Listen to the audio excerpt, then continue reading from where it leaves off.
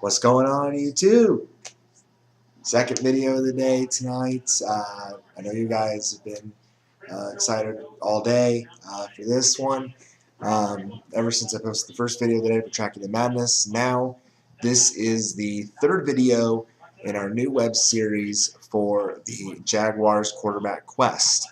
Broken down a lot of film on these guys today. We're going to look at each their kind of their big game performances, as I have with other quarterbacks that I've looked at. I've been tweeting a lot throughout the day. If you guys have followed me on Fiercenator, I've tweeted a lot about things today, about what did we learn tonight about that. Well, the Pacers dominated tonight. St. John's is boring. St. John's is boring and not a tournament team. Dayton is definitely not a tournament team. Minnesota looks really good. And Wichita State is still up by big at half, and they might look like they're going to be 30-0.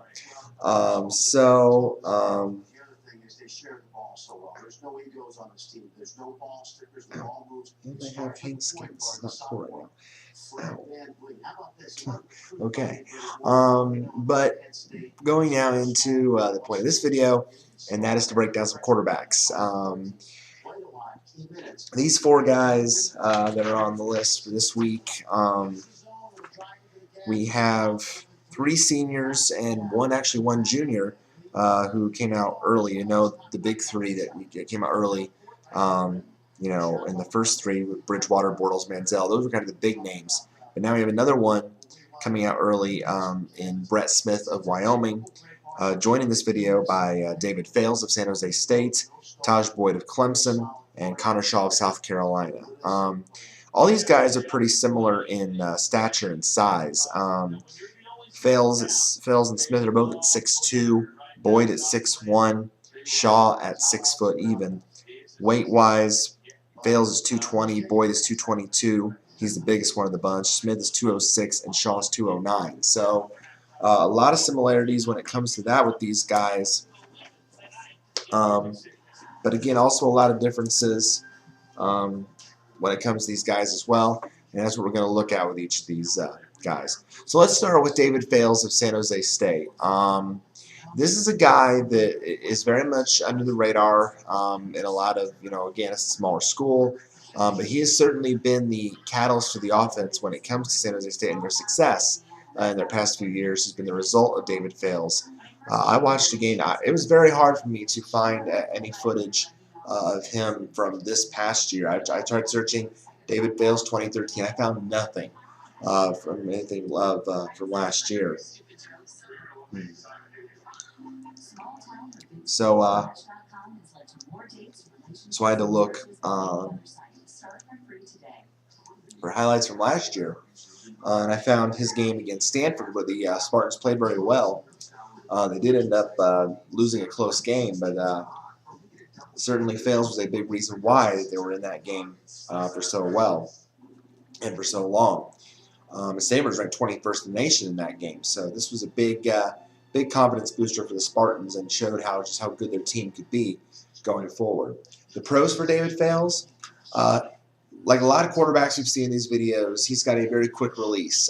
He makes quick triggers. He doesn't move around much. Now, sometimes he does move around in the pocket sometimes. He's got very solid footwork. I noticed with him, he really tends to move around very well. He can make plays when he's on the run.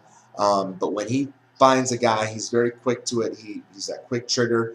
He knows exactly where to go with those receivers and is immediately known to make those throws. Same with being a quick decision maker.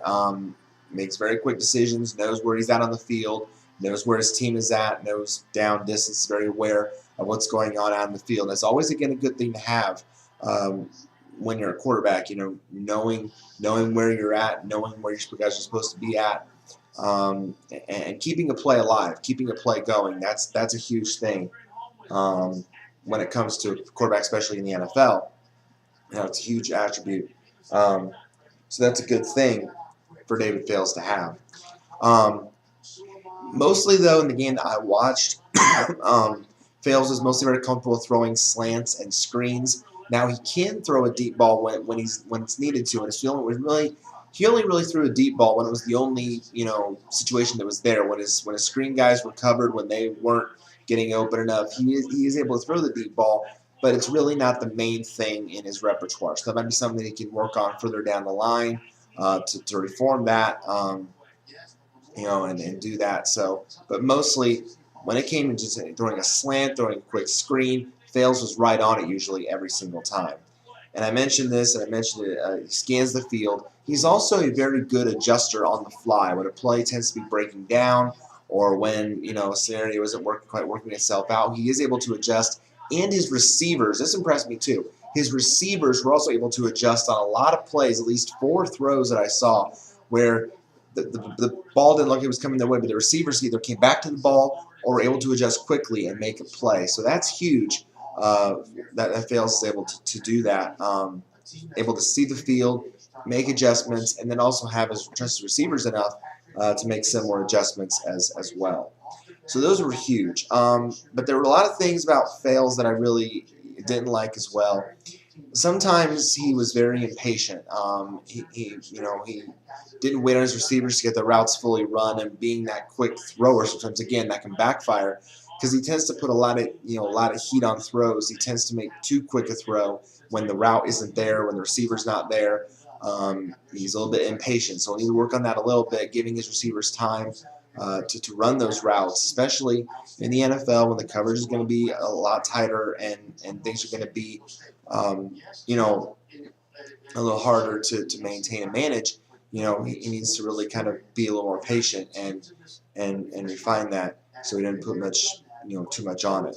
Um, a couple times I saw where he took a lot of risks throwing into double coverage. Now, sometimes it might be a reason to not show fear, that you're not afraid of that. But again, the coverage in the NFL is going to be tight. The double coverage on these guys at all teams, you really can't throw on a double team a lot in the NFL and have much success.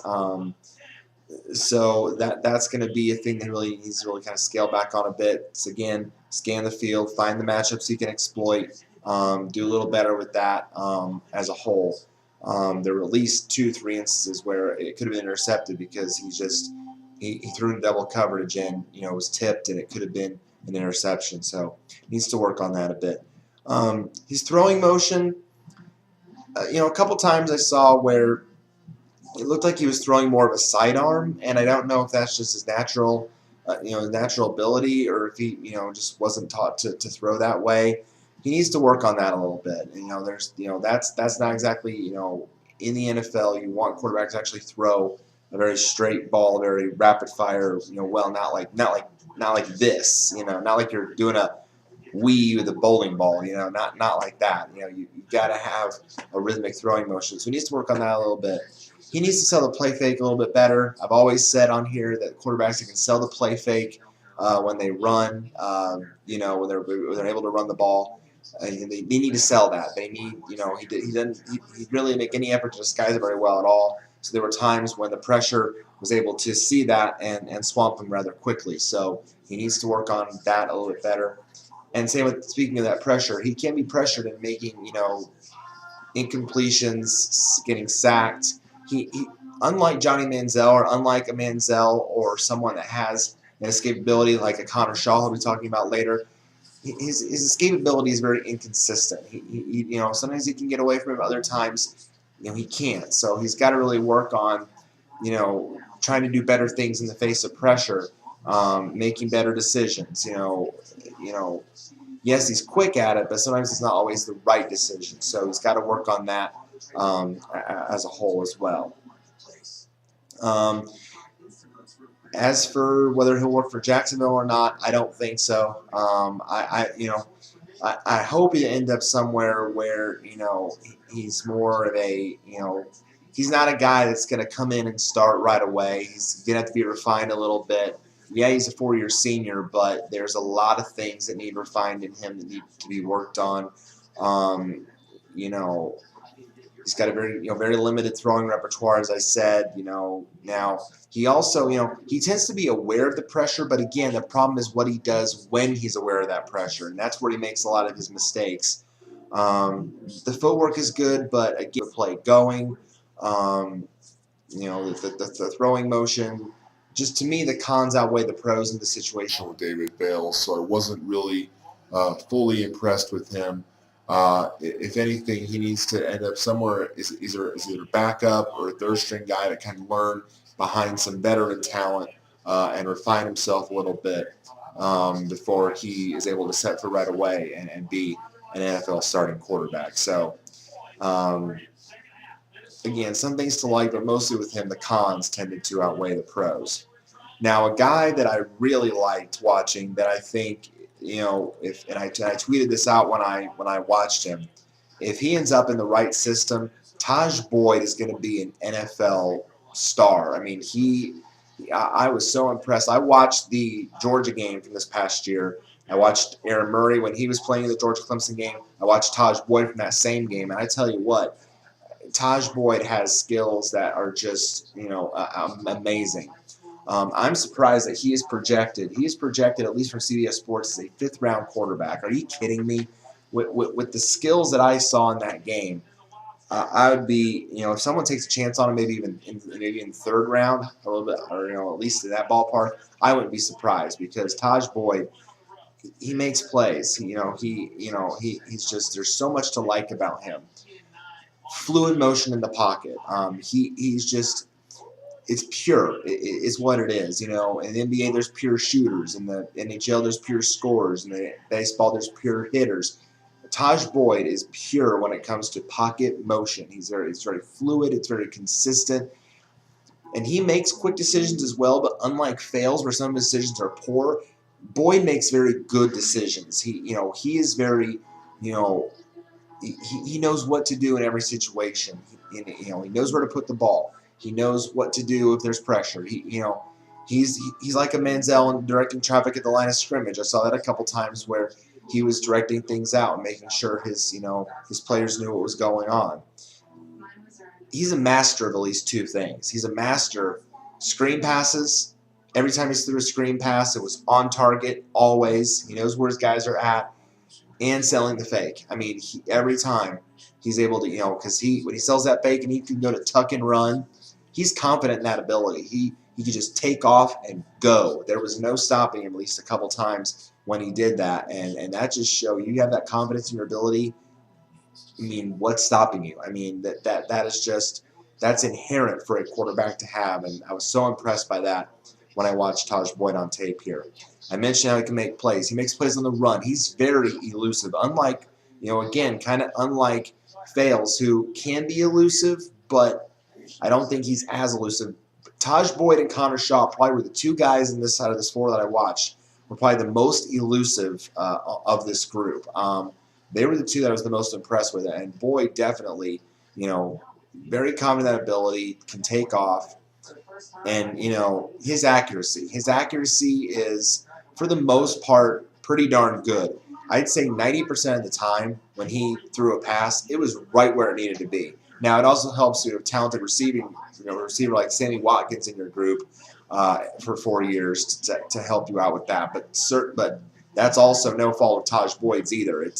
He was just almost deadly accurate. There were only a couple times where it seemed like he wasn't, very, very good with it. But excuse me.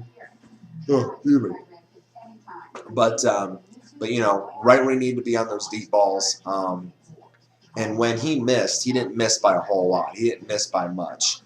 So there's some things he need to work on with that. Whenever he was forced to roll out to the left, he usually didn't complete his passes a whole lot. So that might be a tactic that NFL teams will pick up on, but maybe he can fix that a little bit and work on that and get better on that. He also tends to not see some coverages sometimes. He doesn't see a whole lot of what's out there, takes some risks. But like I said, when he misses, though, he really doesn't miss by a whole lot. So he's usually very, very on target, and that's a huge thing to have as a quarterback. Now, sometimes he is pressured into a lot of tight throws, makes some mistakes. Sometimes when that pressure tends to get to him. So, again, being aware of the pressure, responding to the pressure, that's something he'll definitely have to work on in the NFL. But if he can avoid that first rush and if he can, quickly, get out of that and make the play. And Brett Smith, I'll also say, Brett Smith is another guy in this four that also is very elusive. He's a guy that can avoid that first rush. If he can take on that Brett Smith tactic, if he can get past the first rush and then maybe just go ahead and run, there's no telling what Tajh Boyd can do in the NFL in those situations. I didn't see much not to like about Tajh Boyd. I was very impressed by what I saw from him, and again I will say it. If he ends up in the right system, there's no telling what he can do for the NFL. I would say, Tajh Boyd can probably start for some teams right away. Oakland, Jets,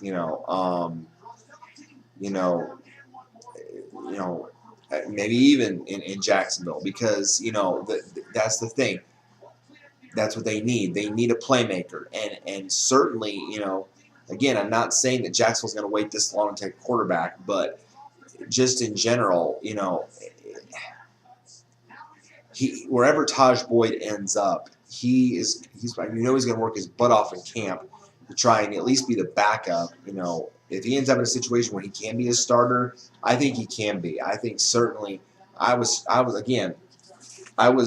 shocked to see this paper say that he's a 5th-round prospect. Not based on the footage I saw. Are you kidding? If someone takes a chance on him a higher round, I don't blame them. I will applaud them. I will applaud that pick because I was just so impressed with what I saw from Tajh Boyd. So, the questions, will he work for Jacksonville? Absolutely. But I don't think at that point Jacksonville probably already found their quarterback by then. So this is where we look at the other side of the coin. We're just evaluating these guys in general, where they're going to go and what they're going to do. But I think that Tajh Boyd is going to be a great playmaker. I really do. I expect big things from Tajh Boyd. I really like what I saw from him. Brett Smith of Wyoming. Another kind of under-the-radar guy, mid-major kind of conference in football. Not very well known at all. I took a look at his game from Nebraska this past year, and where Wyoming also played very well till the end. Only lost to Nebraska by 3 points. That game surprised a lot of people, but it certainly was an eye-opener to see Brett Smith. Now he's coming out a year early. He's only a junior. So when I was watching his video, I thought to myself, oh, well, he's coming out as a junior. Okay, well, this is going to be a video then to see whether he's legit to come out a year early or not. And really, at the end of the day, when I watched the video, it's kind of undecided for me. There's certainly a lot to like when it comes to Brett Smith, but also there's a lot of things that I think raise a lot of red flags as well. Now, he's projected on here to be 5th, 6th rounder. That sounds about right because, again, A is coming out a year early, and B, again, there's definitely pros and cons on both sides of the equation. The pros for him, again, very similar to all these quarterbacks we see in this group. A very quick delivery, quick release, knows where to go to his receivers, knows who's open, aware of what's going on out there. It's a 3-step drop usually for him, and then he goes. So it's very quick and quick decision maker on his feet. He can tuck and run. He can tuck and run when he needs to. There were at least a couple times where he faked out that Nebraska defense and went for big gains up the middle, and then went to the sideline. There were other times, now I would say, as elusiveness wise, it has to take a complete collapse around him to be that elusive. He's not as elusive as some of these other guys, like a Tajh Boyd, like a Johnny Manziel, like some of these other guys that we've seen, and then I've looked at. He's not as elusive as some of them, but certainly he was able to make some big runs during that game that I watched, and certainly has the ability. He fakes the run very well. He sells it well, and when he, there's not even, you can't even tell if he still has the ball or not. There were a couple times I'm like, who has the ball? And then next thing I know, he's taking off like a rocket down the field, and I'm like, that even fooled me. So that was just amazing to see that happen a couple times where he was just gone and going down the field in a nanosecond. I mentioned the fact how he dodges that initial rush. He does a very good job He picks that up right away. He was able to, a couple times Nebraska came real quick on him, and he was able to dodge that initial rush and still make a play. So that's always a huge factor to have in the NFL. He extends the plays. He doesn't quit on plays. Again, kind of like Manziel, kind of like Teddy Bridgewater. He doesn't quit on plays. He keeps them going. He finds a way to extend the plays. He recognized those blitzes. Again, recognizing that pressure. He recognizes them, and even in the face of those blitzes, he can find a way to make quick throws. He finds a way to make those plays happen. And right with a Cornhusker in his face, he made a throw to a guy and he made a completion. So, not afraid to do that. Very confident in his abilities to throw, whether it's into coverage, whether it's with the guy in his face, whether whatever. Those reasons alone are why Brett Smith's making a good decision here to come out early, because he's got all these strong attributes that you want to see in a quarterback in the NFL. Unafraid. That's the big thing with him. Unafraid. Makes the throws, can run it well, dodges the rush, keeps the plays going, confidence. A lot of things to like about Brett Smith. However, again, the downside with him is that there's a lot of things that will keep him on the low. Sometimes, though, even though he does make plays in pressure and he's aware of it, he is forced to do a lot of throws a couple times. Sometimes he is forced into some throws that he didn't want to make. So he needs to do a little bit better responding to. Excuse me, I'm doing this because it was so late. I knew this would happen, but had to do it. But he needs to respond a couple things better to pressure at some situations. In terms of his deep ball, he didn't really have a big deep ball ability, but there were a couple times where he made some intermediate throws, about 20 to 30 yards downfield, to make some big plays that did lead to touchdowns. So when the matchup's right, when he can take advantage of the matchups in the secondary, he can make those intermediate throws, but he'll have to work better on really maybe going for the deep ball. And see, he wouldn't work in Jacksonville because, again, what are his receivers in Jacksonville? They're deep ball guys. So I don't know if he'd be a great fit here for the Jacksonville system. Accuracy, that's a big thing. I think with him, there, yes, he can make some good throws. But there are a lot of times otherwise where he didn't make good throws, and he's either behind his receiver or overshot his receiver. So he's got to work on his accuracy a little bit. He's a very big risk taker. Takes a lot of risks throwing into some coverages. So which again shows his not fear attitude. And that's a good thing to have in some aspects, but you can't take too many risks in the NFL coverage when they could get intercepted. Or now the game I watched against Nebraska, he had a streak going of like 160 plus throws without a pick, and then in that game he threw a pick. So I guess that goes to show that usually he's very on target, but at least a couple times there were some throws where it's like, it's a little risky. A little risky on that. So he needs to work on that. So that is why, kind of overall, I have to say that he does seem still very much a raw prospect.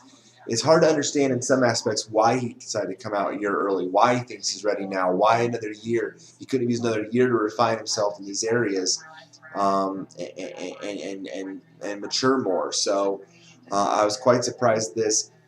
So really, with Brett Smith, again, I don't think he'd work in Jacksonville's system. Again, I don't see him as a major impact player right away, if he's even drafted. So with him, if he ends up on a team, great.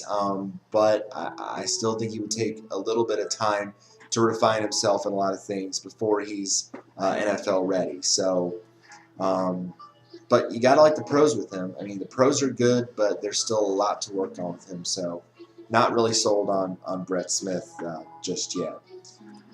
Final guy, I'm sold on him. I'm going to say this. I am really sold on this last guy, but the big question mark with me is his durability, and that's Connor Shaw of South Carolina. Now, I really couldn't find a video of him where it was just one game, which I've tried to do with a lot of these guys. So I watched a couple highlight packages of his, tried to see things that he was able to do. I've always known that Connor Shaw has been an excellent runner. I mean, his running ability has been, huge. He's had numerous touchdown runs in games, whether it's from short distance, even from long distances. He's had touchdown runs. It doesn't matter where he's at. He's not afraid to tuck and run and go. He's very good at that.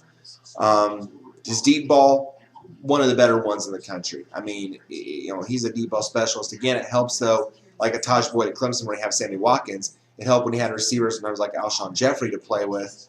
But I mean, usually every time he threw a deep ball, it was there. His accuracy is ridiculous. Such the playmaker, whether it's throwing or running, he can do that. Sells the fake well. He's tough. He's hard-nosed. He's not afraid to put his body out there. And again, a very fluid movement in the pocket. Again, that quick trigger. All these guys have quick triggers and quick releases. So very similar across the board for them. Just all around a very good package for him. The biggest issue with Connor Shaw is going to be that durability. It's going to be, he's had those injuries throughout his career that really hurt him. The sprained shoulder issue, the torn bicep that in his year last year, knee issues. He's had to deal with these things throughout his career. How is that going to hold up in the NFL?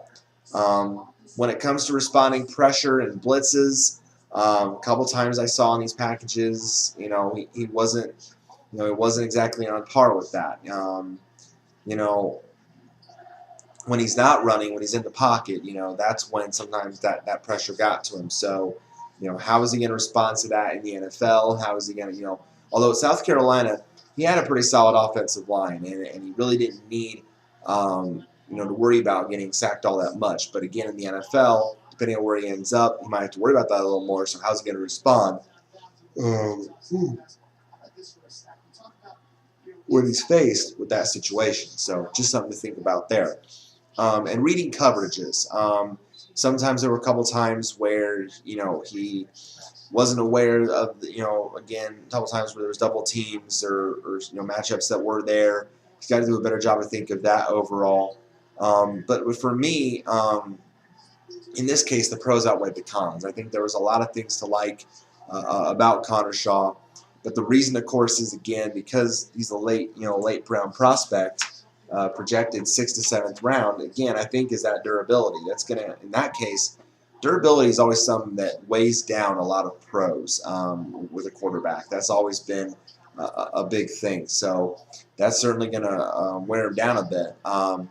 So certainly, if he ends up on a team, I think he'll have to fight hard in camp. I think, for Jacksonville, again, for Jacksonville's sake, would he work there? Absolutely, I think he would work in Jacksonville. I think he'll work in any system that needs a deep ball threat, that can make plays, that can run well. I think certainly he'll work in any system like that. But again, the big thing with him is going to be the durability. How is his body going to hold up in the NFL? How, is he going to change his running style in the NFL? That's going to be a big thing when it comes to Connor Shaw. So that's the big thing with him. All right, so those are the 4 guys for this week's video. A lot to look at with all those guys. Again, if I had to rate these guys, I would say Boyd is 1, Shaw is 2 for me, Smith 3, and I was really unimpressed with David Fales. I'd say I rate him as 4 in this group. I don't know how he's ranked above those 3 quarterbacks, a 4th to 5th round pick. I don't understand that at all, but that's just me based on what I've seen in the video. So next video we will have starting now in March. At this point, we're really going to be getting into quarterbacks at this point that are either going to be 7th round picks or free agents. So at this point, we're really kind of getting into the deep guys of the class. Guys that either might make it or might not. Next week, we will look at Logan Thomas of Virginia Tech, Tom Savage at Pitt, Jeff Matthews at Cornell, and Keith Wenning at Ball State. If I had to pick 2 of those guys we're looking forward to looking at, I'd say it's Thomas at Virginia Tech and Wenning at Ball State, because I've watched those guys a lot throughout their career. I've had their share of moments, so I'm really looking forward to breaking down film of those 2 next week. Now, next week I also hope to have another Tracking the Madness video up, because the conference tournaments will be starting next week for I think March 3rd is the first day that a lot of these some of these tournaments start. So so now I'm hoping to do the Tracking the Madness on a more weekly basis, maybe even a daily basis, as the conference bids are handed out once we get to crunch time now. So next week, again, I plan to have a jam-packed week, a Tracking the Madness bracket projection, and a Jaguars Quarterback Quest video. Maybe I'm hoping to do them on different days instead of having a jam-pack in the same day, so I'm not yawning so much during the second video. But thank you guys again for your support. Thank you guys for your any your reviews, subscribing. Again, feel free to leave any comments or questions. Follow me on Twitter at Fierceinator. Again, I tend to live tweet about these videos and sports, basketball, everything I'm doing in general. I live tweet during games, so check it out. And thank you guys again so much. Have a great night, and God bless you guys. Take care. Thanks for the support. See you next week. St. John!